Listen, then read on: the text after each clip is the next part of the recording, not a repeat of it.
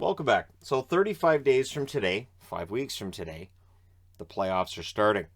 And the picture that is pretty clear in the East, mostly, and I say mostly because we're not sure who's going to play who yet, will be completely clear 35 days from today when the playoffs get started.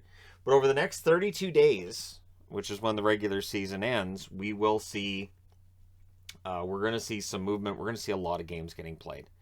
So when we look at where teams are at right now and how many games are left, games in hand are important, but I really think the importance here too is that a lot of teams are playing a lot of games over a short period of time. So it is possible for a winning streak to be quite dramatic. It is possible for a losing streak to be quite dramatic. And then, of course, there's the micromanagement and over-analysis that'll take place from game to game as well, which is just inherent to sports.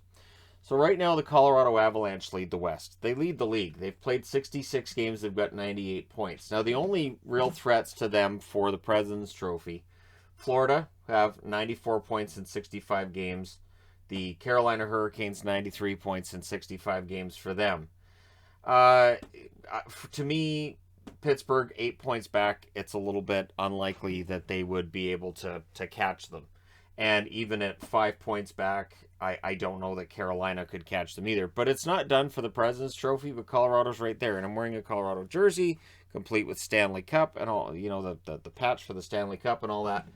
But the reality is that for Colorado, they're 7-4-2 this month. So the blue number, that's the record for this month. The one thing with them is it would be understandable if they were having a hard time with their motivation. I've talked about this. Motivation might be a little tougher when you're that far ahead of everybody else in your division. So for Colorado, it hasn't been a fantastic month of March, but it hasn't been awful either. And they're still 14 points clear of Minnesota. Now for Minnesota, they've been 9-4-1 this month. Things look good. And what they did at the deadline seems to have really improved their chances of finishing second at the end of the year, as well as it seems to have improved their likelihood of maybe winning a round or two in the playoffs. Now, right now, they would play against Nashville, who have got 80 points, right? They are 1 point clear of St. Louis. St. Louis has games in hand, but again, as I mentioned, the games in hand are something you have to win, and that's extra wear and tear on those players.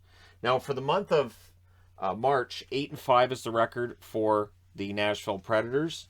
And again, all three of these teams have been good. And you can make an argument for any of these three teams as having the ability to go on a run in the playoffs. I think the big thing is that Nashville's got a big rough and tumble team right away, but Minnesota has acquired that, and Colorado clearly, through previous failures to get out of the second round, they've bulked themselves up a little bit too.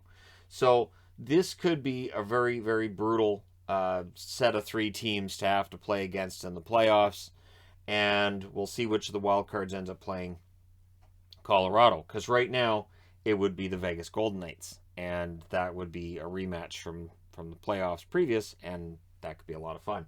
Calgary, 88 points, 65 games played, 9-3-2 this month. Very, very likely they end up holding on to that division because they've played less games than LA, and they're far ahead of LA. They're 7 points clear of the Kings, who have 81 points in 67 games, 7-4-2 this month.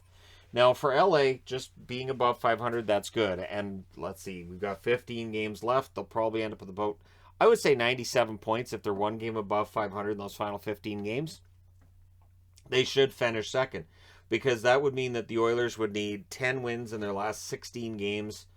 And while that's possible, it's a lot of work too. And of course, if LA was, say, 2 games above 500 over their last 15 games, it makes it that much more difficult for the Oilers, who are 4 points back. The Oilers also 7-4-2 in the month of March. So both teams keeping pace with one another, but for the Kings, that's just fine. They're 4 points ahead. Keep pace.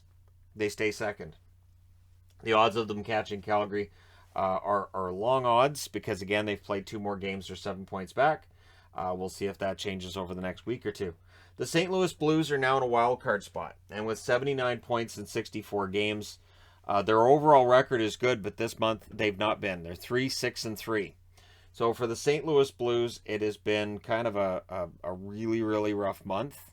The 7-2 loss against Carolina kind of has to be a wake-up, doesn't it? Like, okay, guys, because right now, They're 4 points clear of Dallas. They've played the same number of games as Dallas. They have a lot of games left. But Dallas is playing better, right? Dallas is 7-5, and Dallas finds ways to lose some games that can be frustrating for a Dallas fan. But they're still winning enough games that if this pace continues, St. Louis would find themselves beneath the Dallas Stars in the standings and could potentially, and I only say potentially, find themselves on the outside looking in at playoff time. Then you've got Vegas, who have played more games than anybody else on the board. 68 games played, 76 points. They're 7-8 so far this month, so they've played 15 games in the month of March, which is a lot. If I just look this over quickly, there's 14 games here, 14 games here, 14 here. It's funny because during a normal regular season, I'm thinking back to 2018, 2019, we used to focus on playoff races and say, man, that team got really brutalized. They had to play 14 games that month. That's a lot of hockey. And now we're kind of shrugging looking at the amount of hockey these teams are playing because everybody's playing a lot of hockey over a short period of time. I've said it before, I'll say it again. I'm looking forward to next season where we don't have a compressed schedule. We don't have an Olympic break baked in. And get back to some semblance of a sane schedule where we won't see teams being worked this much, really, over a short period of time. Dallas, 75 points for them in 64 games. They are 7-5 this month. That loss against Vancouver hurts, and each regulation loss hurts. When they don't at least get to overtime and get a point, it hurts. Their odds of making the playoffs are, I think they're still above 50%, depending on which site you look at when you look at the odds. But again, for me, I look at it and I say they have 18 games left. That's a lot of hockey. And again, if they get on a hot streak, great. But if they struggle over, say, a 2 or 3 game period and it starts to snowball from there, they could find themselves out of the playoff hunt relatively quickly. That being said, the Winnipeg Jets, 74 points, 67 games. So the only team that they have games in hand on really is Vegas here. But they're 9-4-1 this month. Winnipeg, no joke this month, playing very, very well. The 9-4-1 record is one of the better records on the board, up there with Minnesota here, and almost equal to the New York Rangers here. So the Winnipeg Jets have legit been really good. Now, the 4-game homestand they just completed was against some of the lower-ranked teams in the NHL, sure. But the point of that is that you play your games on the schedule and you win the games when they're given to you. So for Winnipeg, it's going to be about that really rough road trip they've got coming up pretty quickly here and what they do on that. And that will probably decide their fate as to whether or not they can finish in here or outside of here. But remember, they're 2 points back of Vegas. They've got the 1 game in hand. I don't believe they have the tiebreaker with Winnipeg when it comes to regulation, or tiebreaker with Vegas when it comes to regulation wins. But Winnipeg's still in this. Vancouver's still in this too. They're only 3 points back of Vegas with a game in hand. They're 6-3-3 this month, so they're not gaining ground on the teams ahead of them in the Pacific. And this is where it gets tough. This is why a good start to the season is important. Because when you look at it, most of these teams have pretty solid records, other than, say, St. Louis. But how many of them are really gaining ground on one another? And I guess Vegas too, right? So St. Louis and Vegas, the two teams in the wildcard spots, have had rough months. These other teams around them are either pulling away or gaining ground, but overall, the teams that are all playing very, very similar to one another, and being able to make those gains gets very difficult. So again, if you have a 9-1 start to your season, your odds of making the playoffs are excellent. If you have a 1-9 start to the season, well, you're probably done. And it's weird because that's only 10 out of an 82 game schedule, but yeah, that's how important those fast starts are. So we go over to the East where, again, we know who's making it, we know who isn't. Florida right now, the number 1 team in the East, 65 games, 94 points. As I said, they have a game in hand on Colorado. They're 4 points back of Colorado. I don't think they're worried about the President's Trophy. They're 9-2-1 this month, though. So the fact that Toronto beats them last night is impressive for Toronto, but Toronto's record this month hasn't been great. The interesting thing is that the Atlantic, as strong as it is, right now, Tampa Bay, 88 points in 65 games, and they're 7-7 this month. Now, the one thing to remember is over their last 11 games, Tampa Bay's played in 11 different cities. So while Tampa Bay has had a really rough month and they've been losing a lot of games, the reality is that playing 11 games in 11 cities, that'll be taxing for you. And I think it's interesting, too, because it makes people kind of feel like they understand now why that 13-game road trip for the Islanders, where they came out of it 5-6-2, was impressive to start the year because Tampa, playing 11 games in 11 cities, their record isn't as good as the Islanders was off that 13-game road trip. So for Tampa Bay, they're playing, I think it's 10 of their next 13 at home. That'll tell us where they're at. The Toronto Maple Leafs, 87 points in 65 games, 6-5-1 record this month. Not a fantastic record for Toronto this month, absolutely. Have there been disappointing results? Sure. But they're in the playoffs. They're 7 points back of Florida with the win they got over them last night. I think that, again, and there's that over-analysis that takes place with Toronto, which I do my best to avoid at all costs. Understandable criticism on some level for some players. I think there's over-criticism of others, and over-praise as well takes place when you've got a team that's covered as extensively. But Toronto's good, and I think that in a series, if it became a series between them and the Tampa Bay Lightning, I think that would be an entertaining one to watch, and I think it'd be close. Carolina, 93 points in 65 games. They lead the Metro. They're 6-4-3 this month. It's been a rough month for them. Now, they're only 3 points ahead of the Pittsburgh Penguins, so we'll see if that gets them going. Plus, they're against the Capitals, who they'd like to keep farther away from them than closer to them. So, if the Washington Capitals were to win tonight, that would pull them potentially, they would, if they won it in regulation, they would then pull themselves to within 7 points of first in the division, which is, very interesting because the Metro division has at least I'll say for the last 3 or 4 years, has been seen as the strongest division. I don't know how accurate that is, but I know that is the perception. And again, you look at these records, we can dissect these records, and I'll probably do some dissection once we get past the playoffs, because there's likely teams that are in the playoffs right now that have really good records that might end up becoming a fraud once we get into the first round. Or teams that maybe we're underestimating right now. Washington could be that team that come playoff time, they're fantastic. So Carolina's record's been iffy. Pittsburgh's been great. They have, I think they said the second most points since January 1st, something along those lines. There's always these arbitrary stats thrown, and I get a kick out of it because, of course, I watch feeds from every team. And there's always an arbitrary stat to make a team look really good or make a team look really bad.